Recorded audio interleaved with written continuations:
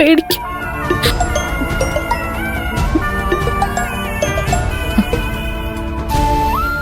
അമ്മേ, എന്താടി നീ ഇത്രയും നേരമായിട്ട് വിളിക്കാതിരുന്നത്?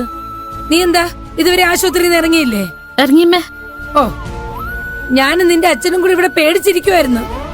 നിനക്ക് ഞങ്ങളെ ഒന്ന് വിളിച്ചു പറയാൻ തോന്നിയില്ലേ? നീ എന്തോന്നും മിണ്ടാതിരിക്കുന്നത്? അവിടെ എന്തെങ്കിലും കുഴപ്പമുണ്ടോ? അതുകൊണ്ടാണോ നീ വിളിക്കാത്തത്? എന്താണെങ്കിലും നീ അമ്മയോടൊന്നും മടിക്കാതെ പറ. അമ്മ നിന്റെ കൂടെയുണ്ട്.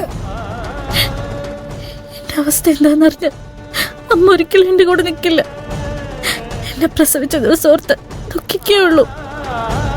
എന്റെ പൊന്നും പാറു, എന്തെങ്കിലും ഒന്ന് പറ. അമ്മയ്ക്ക് നല്ല പേടിയാവുന്നുണ്ട്. എന്താ എന്താ ദേവകി? അവളൊന്നും മിണ്ടുന്നില്ല. ചിലപ്പോ ഫോൺ കട്ടായി കാണും. മോളെ നീ നോക്ക്. ഇങ്ങ് തന്നെ. ഹലോ മോളെ. ഹലോ അമ്മേ. ഹലോ പാറു, കേക്കുന്നുണ്ടോ? കേക്കുന്നുണ്ട് ചേച്ചി.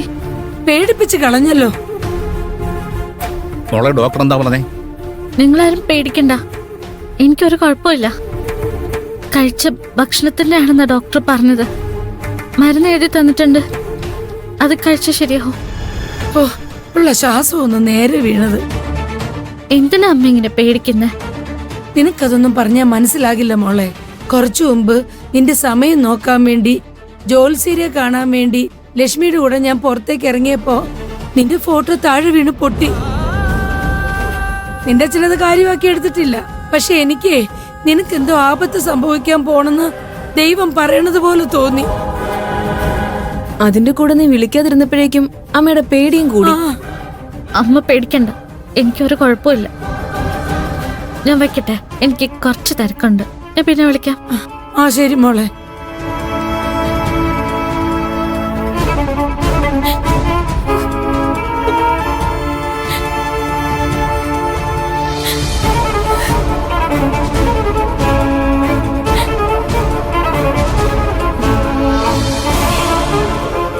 ഇപ്പൊ നിനക്ക് സമാധാനമായല്ലോ? പാറു ഇങ്ങനെയൊക്കെ പറഞ്ഞെന്ന് കരുതി നിങ്ങൾ കണ്ണടച്ച് വിശ്വസിക്കൊന്നും വേണ്ട. പാറു നമ്മളോട് നുണ പറയുന്നാണോ നീ പറയുന്നേ? നമ്മൾ വിഷമിക്കാതിരിക്കാൻ വേണ്ടി അവൾ അതും പറയും. എന്തെങ്കിലും പ്രശ്നമുണ്ടെന്ന് ഡോക്ടർ അവളോട് പറഞ്ഞാലും കല്യാണത്തിന്റെ ഇടയിൽ നമ്മളെ അറിയിച്ച് ബുദ്ധിമുട്ടിക്കണ്ടെന്നേ അവള് കരുതൂ. എന്നാ പിന്നെ പ്രിയനെയോ മീരയോ വിളിച്ചു ചോദിച്ചാ പോരെ? അവരെ വിളിച്ചാലും പാറു പറയുന്ന പോലെ പറയൂ. ഇവള് പറയുന്നതിലും കാര്യമുണ്ട്. എന്തായാലും എല്ലാവരും കല്യാണം ക്ഷണിക്കാൻ നിങ്ങൾ അങ്ങോട്ട് പോകുന്നില്ലേ? നേരത്തെ തീരുമാനിച്ച പോലെ പാറുവിനെ കണ്ട് അവൾക്കൊരു കുഴപ്പമില്ലെന്ന് ഉറപ്പ് വരുത്തിയിട്ട് പോന്നാ മതി. ശരി, എന്നാ ഇനിയും വൈകിക്കണ്ട. ഇവിടെ ചെയ്യാനുള്ളതെല്ലാം ചെയ്തു തീർത്തിട്ട് നമുക്ക് അവിടെ അടുത്തേക്ക് പോവാം.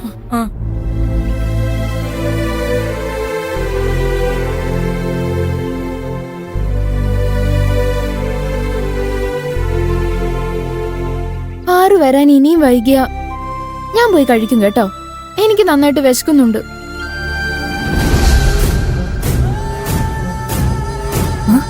പാറു എത്തിയല്ല. എന്താ പാറു ഒറ്റയ്ക്ക് വരുന്നേ? പ്രിയം കൊണ്ട് വിട്ടില്ലേ? പാറു മോളെ, ഈ കുട്ടി എന്താ ഒന്നും മിണ്ടാതെ പോകുന്നേ?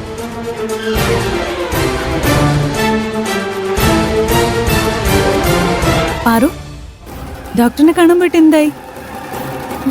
പാറു, എന്താ? ഞങ്ങള് വിളിച്ചൊന്നും നീ കേട്ടില്ലേ? ഡോക്ടറെ കാണാൻ പോയിട്ട് എന്തായിന്ന്? ആ, കണ്ടു. കണ്ടിട്ട് അവരെന്താ പറഞ്ഞേ? നീ തലചുറ്റി വീഴുന്ന എന്താന്ന് അവര് പറഞ്ഞോ? നീ എന്താ പാറു മിഴിച്ചു നോക്കുന്നേ? കാര്യം എന്താണെന്ന് പറ. ഞങ്ങൾ ടെൻഷൻ അടുപ്പിക്കാത്ത കാര്യം പറ. എന്തെങ്കിലും പ്രശ്നമുണ്ടോ? എനിക്കൊരു പ്രശ്നമില്ല.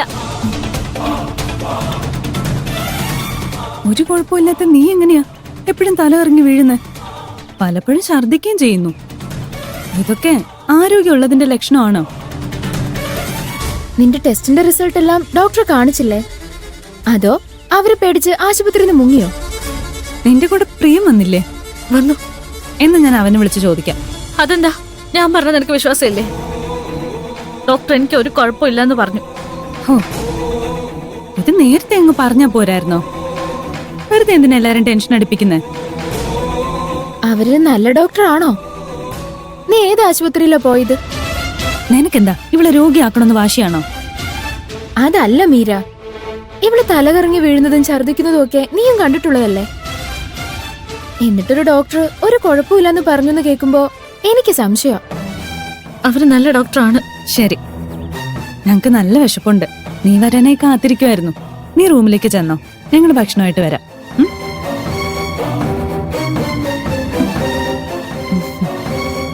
അവൾക്ക് എന്തോ ടെൻഷൻ ഉള്ളതുപോലെ നിനക്ക് തോന്നില്ലേ? അതൊക്കെ നിനക്ക് വെറുതെ തോന്നുന്നതാ. നിനക്ക് വിശക്കുന്നുണ്ടെന്ന് പറഞ്ഞില്ലേ? നമുക്കെന്ന് ഭക്ഷണം എടുക്കാം, വാ.